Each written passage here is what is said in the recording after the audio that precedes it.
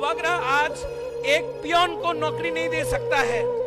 रुपया नहीं है हम लोग के पास, आज हम आपको कुछ नहीं दे सकता है, लेकिन मैं कसम खा के बोलता हूं, जिस दिन जीतूंगा सबसे पहले आपको कुछ दूंगा।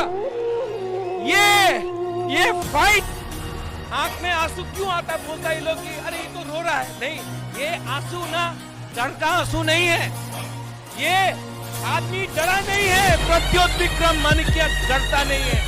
ये आंसू, ये सैक्रिफाइस, ये जो बलिदान है ना, आज मां मंगल चंडी देख रहा है, आज बाबा करिया देख रहा है कि ये एक आदमी अपना कम्युनिटी के लिए फाइट कर रहा है।